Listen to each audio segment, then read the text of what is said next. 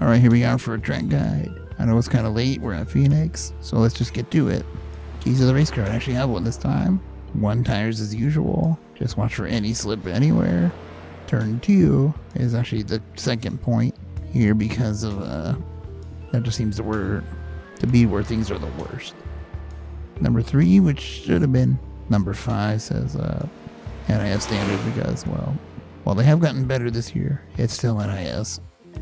Number 4, longest pit road or something else. I don't remember what it was. The dog leg. Yeah, you can get up to 8 wide on restarts, and the last one's gonna be long ass pit road. Enter in turn 2 and exit somewhere after the dog leg. So yeah, with that said, we're gonna, get to a few different things. I actually did a longer run because somebody requested that. Pit road and the restart zone. So let's do that and get to the lap. Get out of there! Get the hell out of there! Alright, making our way to pit road. Just entered 1 and 2 as usual, but I'm gonna start braking right about here. You'll see the 3 dots back there. This is relatively conservative. 45 miles per hour. So let's speed that up because, yeah.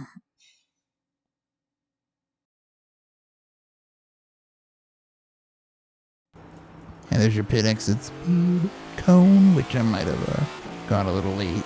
And there's your exit cone, so yeah. Alright, here we are coming into the restart zone. I took a guess again on speed, so take that with a grain of salt. Onto the lap.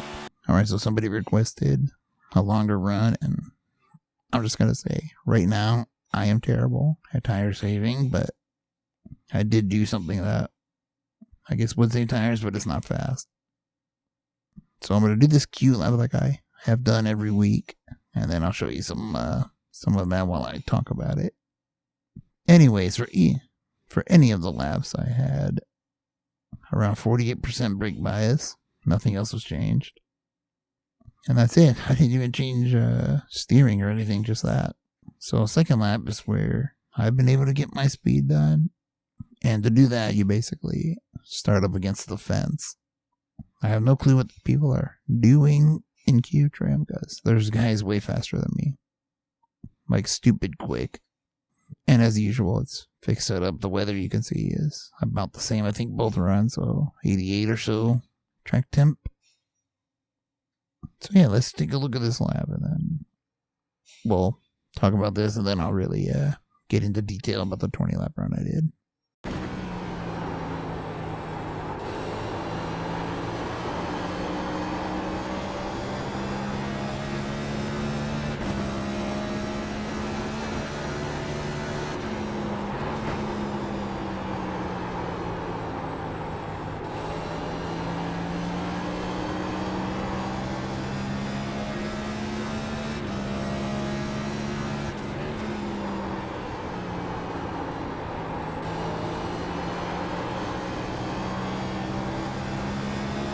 And there we have it for a 26.06. Now I guess I could make that up. There's some stuff I want to go over because there were some mistakes and we'll talk about that. So first, let's break down this Q lap. As you can see, I'm against the fence here in 3 and 4. And you want to just do that, start turning down here, but don't force your way down there because you'll start to heat the rear tires. As we make our way to 1, you kind of want to cut all that. Now I'm looking here at this little black marker there in the distance, wall banner, and there's these cones on the catch fence. Kind of looking at that, so let me really slow-mo this. We should be in on the brakes as soon as we get to that 3 cone. So right about here on the brakes, you just kind of want to do enough to keep the thing turning. The rear end does get a little unhappy, which is why I think the default brake bias was set as high as it was, but you will lock it up if you left it there, so yeah. You can see this is where I'm going, right to the yellow line. Now you might be thinking that's too early. Well, it's a little by design because we're going to do a little diamond effect here, which is, if you don't know what that is, right about here, you can see I'm quite a bit higher than I was. Because now we're going to try to coerce this thing down to the bottom line here for a nice straight exit out of 2. That's really the whole design of that line. Now, some of the other cars can make use of the fence in 1 and 2, which gives you a lot of exit speed. You can see by this point we're already at full throttle, so let it play out. I actually probably underdrove that a little bit. So let me pause it here. I'm right next to a 3 cone. There's a 2 cone, and that's more or less where I'm braking. So let me slow-mo it on the brakes again right here. We're going to downshift. This one's tricky because if you do it wrong, you'll lock up the left front, and you'll just miss the corner. Like, I actually did miss the corner a little bit here. You can see I'm not getting to the bottom. And there's a reason I want to talk about this, because if you try to salvage by turning back down the track and giving up center speed, you'll just end up slower. So you're better off just rolling with it, because now your new home is the groove and a half off the bottom, or half a groove off the bottom. So you want to make that line work. So at that point, just give up and try to turn it down. You just want to let it do its thing. Wash all the way out. All the way out to the exit. And there you go. So now let's slow things down a bit and let's go to the full 20 lap run. Alright, we're going to start this with a little bit of a cold tire lap. So lap 1 of a 20 lapper. And I'm going to put it on screen right now while this car is getting warmed up. The tire wear numbers when I'm pushing 100%, which is what you'll see right now. And what happens when you save a little bit. You can see a big difference. So let's just start with this lap right here. I'll let you watch it, I guess. Little bit of tire scrub. Not ideal, but you can already see the differences. At least you should be. If not, we'll explain in detail shortly what I'm talking about. For one, we didn't really run that qualifying line. As you can see, we're 4/10 slower than that. And that might actually still be too much if you plan to keep these puppies alive. Alright, so in case you missed it, we should see it on this next lap. Because I think one of these is like really slow, and that'll be the best time to explain it. That actually might have been the lap. Well, shit. Well, go watch that lap while I was rambling. Anyways, let's go into 1 here. What I'm doing is I'm getting on the brakes a little lighter. I'm turning in much smoother. Letting it roll a little bit, but I'm also sort of being more gentle on the throttle. At least I should be. Still shifting because of the gearing. You can see here how I'm kind of easing it into the corner. That kind of takes some friction out of the front tires from doing scrubbing. Now there's another method to do this, where you kind of just point it inward, which might be way too much to start, so you straighten up a hair, and then you point it back down a hair.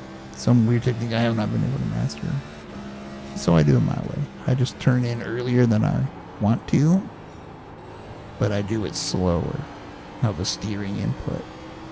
There's also one other patented technique that I do, and I usually turn left a little bit on the straight, and I turn right to get back where I should be in entry to the corner, and the weight transfer kind of helps me get through the entry center better. I don't recommend that way if you don't know how to do it. But see, this is just the gist. So I'm just going to let a few of these laps play out while I'm silent, so you can kind of study it. And then just go back and compare it to the Q run.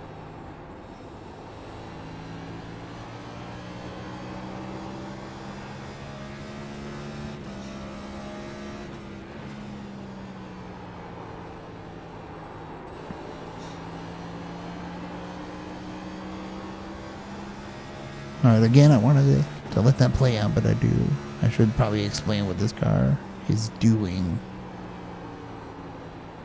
So at this point, if I remember, since this lap was not recorded the same time I recorded this commentary, it was starting to push a little bit, mostly on entry, and you can see it right there. Front end does not turn, but you also have a lot more rear grip than you had to begin with. So that's one thing. It does come in a little bit on the rear, but it suffers by losing the nose. Now, I mentioned earlier Now, I mentioned earlier that you can run way higher if you wanted to. Almost against the wall if you want. There's extra grip up there, but I think it does hell to the tires.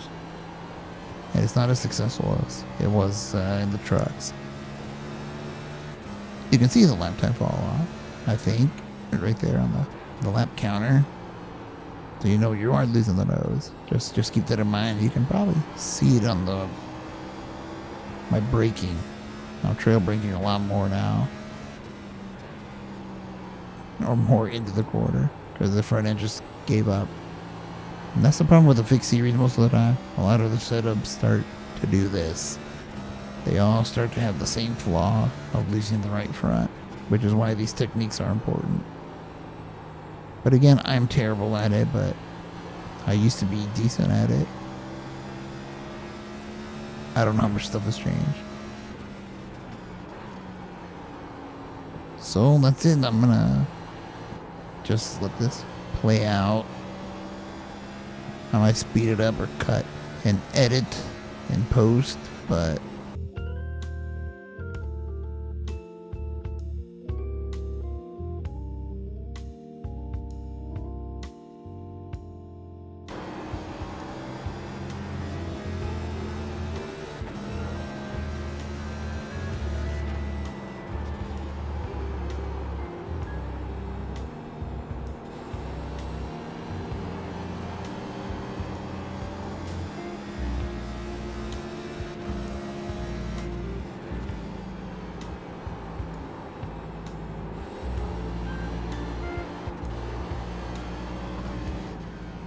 alright, that's it for this drag guide. I tried to be as detailed as possible. And again, just let me know more suggestions. I don't mind making these. And this whole longer run kind of forces me to become a better driver so I can help others. So yeah, I don't even know where we're at next week. I think it's week 13, but let's whatever, I'll be there to do another one of these. Anyways, Sim Racing Chewy side. Or if you saw the intro, Kronk Swanson is where this name's going.